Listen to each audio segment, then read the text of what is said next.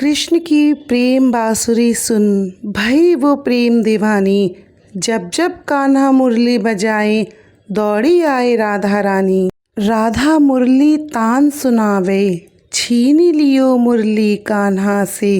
कान्हा मंद मंद मुस्कावे राधा ने धुन प्रेम की छेड़ी। कान्हा को तन पे नाच नचावे। हर शाम हर किसी के लिए सुहानी नहीं होती। हर प्यार के पीछे कोई कहानी नहीं होती। कुछ तो असर होता है दो आत्माओं के मेल का, वरना यूं ही राधा कृष्ण के प्रेम की दीवानी नहीं होती।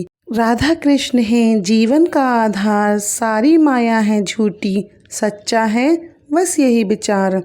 राधा रानी के आशीर्वाद से प्यारे मित्रों, आप सभी के जीवन में खुशियों का संचार बना रहे। बोलिए जय श्री राधे। प्रेम और विश्वास की आस की मूरत है राधा रानी। भक्तों के दिल में बसी मोहिनी सूरत है राधा रानी। कहा जाता है कि राधा और कृष्ण को पहली नज़र में ही प्रेम हो गया था। कृष्ण को बांसुरी और राधा दोनों ही बहुत पसंद थे। राधा कहीं भी हो, कृष्ण की बांसुरी की धुन सुनकर उनसे खिंची चली आती थीं। माना जाता है कृष्ण और राधा कभी अलग नहीं हुए। राधा कृष्ण के प्रेम को अमर माना जाता है। राधा को सर्वोच्च देवी माना जाता है। माना जाता है राधा अपने प्रेम से कृष्ण को नियंत्रित भी करती थीं। राम राम जी, स्वागत है आप सभी का हमारे YouTube चैनल पर। आशा करती हूँ आप सभी कुशलमय व मंगलमय होंगे। प्यारे मित्रों, आज हम आपको राधा जी के मृत्यु कैसे हुई और आखिर क्यों कृष्ण जी ने अपनी बांसुरी को तोड़ा, इसकी बहुत ही सुंदर एक कहानी सुनाने जा रहे हैं। उम्मीद करती हूँ आपको कहानी पसंद आएगी, इसीलिए हमारे चैनल को सब्सक्राइब करें, वीडियो को लाइक और शेयर करें। भक्तों, कहानी इस प्रकार है। जब भी प्रेम की बात होती है तो राधा कृष्ण के प्रेम की मिसाल सबसे पहले आती है। राधा कृष्ण के प्रेम को जीवात्मा और परमात्मा का मिलन कहा जाता है। राधा कृष्ण का प्यार बचपन का था। श्री कृष्ण जब 8 साल के थे तब दोनों ने प्रेम की अनुभूति की। राधा श्री कृष्ण के दैवीय गुणों से परिचित थी। उन्होंने जिंदगी भर अपने मन में प्रेम की स्मृतियों को बनाए रखा। यही उनके रिश्ते की सबसे बड़ी खूबसूरती। कहा जाता है कि श्री कृष्ण को केवल 2 ही चीज़ें सबसे ज़्यादा प्यारी थी। ये 2 चीज़ें भी आपस में एक दूसरे से गहराई से जुड़ी हुई थीं, राधा जी और बांसुरी। श्री कृष्ण की बांसुरी की धुन ही थी जिससे राधा रानी श्री कृष्ण की तरफ खिंची चली आती थी। राधा रानी की वजह से ही श्री कृष्ण बांसुरी को हमेशा अपने पास रखते थे। भले ही श्री कृष्ण और राधा रानी का मिलन नहीं हो सका, लेकिन उनकी बांसुरी हमेशा उन्हें एक सूत्र में बांधे रखी गई। श्री कृष्ण के जितने भी चित्रण मिलते हैं उनमें बांसुरी जरूर रहती है। बांसुरी श्री कृष्ण के और राधा के प्रेम का प्रतीक है। वैसे तो राधा रानी से जुड़े और श्री कृष्ण से जुड़े अलग अलग कई विवरण मौजूद हैं, लेकिन एक प्रचलित कहानी आज हम आपको सुनाने जा रहे हैं। भगवान श्री कृष्ण से राधा पहली बार तब अलग हुई थी जब मामा कंस ने बलराम और कृष्ण जी को आमंत्रित किया था। वृंदावन के लोग ये खबर सुनकर दुखी हो गए। मथुरा जाने से पहले श्री कृष्ण राधा जी से मिले थे। राधा जी कृष्ण के मन में चल रही हर गतिविधि को जानती थी। राधा को अलविदा कह कृष्ण उनसे दूर चले गए थे। कृष्ण राधा से वादा कर गए थे कि वे वापस जरूर आएंगे, लेकिन कृष्ण राधा के पास नहीं आए। उनकी भी शादी रुक्मणी से हो गई।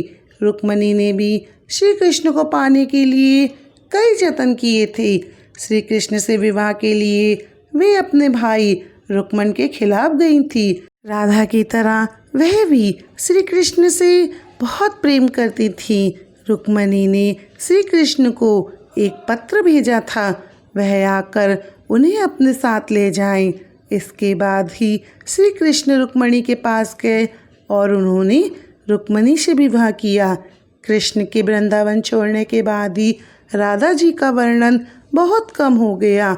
राधा और कृष्ण जब आखिरी बार मिले थे तो राधा ने कृष्ण से कहा था कि भले ही वो उनसे दूर जा रहे हैं, लेकिन मन से कृष्ण हमेशा उनके साथ रहेंगे।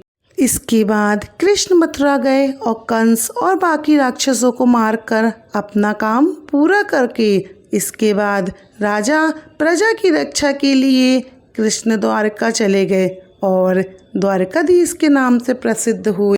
कृष्ण वृंदावन से निकल गए तब राधा रानी की जिंदगी से अलग हो गए और राधा रानी की जिंदगी ने भी एक अलग मोड़ ले लिया था। राधा जी की भी शादी एक यादव से हो गई थी।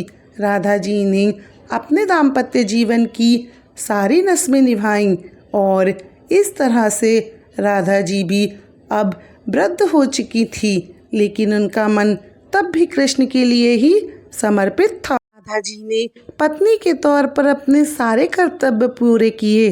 दूसरी तरफ श्री कृष्ण ने अपने दैवीय कर्तव्य निभाए। सारे कर्तव्यों से मुक्त होने के बाद राधा रानी आखिरी बार अपने प्रियतम श्री कृष्ण से मिलने गईं। जब राधा रानी द्वारका पहुंची तो उन्होंने श्री कृष्ण के रुक्मणी और सत्यभामा के विवाह के बारे में पता चला, किंतु राधा जी इस पर दुखी नहीं हुई। जब श्री कृष्ण ने राधा को देखा तो वे बहुत प्रसन्न हुए। दोनों ने मन ही मन में एक दूसरे से काफ़ी देर तक बातें की। राधा जी को कृष्ण की नगरी द्वारिका में कोई नहीं पहचानता था। राधा के अनुरोध पर कृष्ण ने उन्हें महल में एक देविका के रूप में नियुक्त किया। राधा जी दिन भर महल में रहती और महल से जुड़े कई कार्य देखती थी। मौका मिलते ही वह कृष्ण के दर्शन कर लेती थी।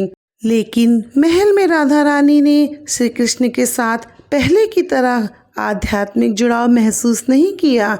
इसीलिए राधा रानी ने महल से जो दूर जाना तय किया और उन्होंने सोचा कि वह दूर जाकर श्री कृष्ण के साथ में गहरा आत्मीय संबंध स्थापित कर पाएंगी।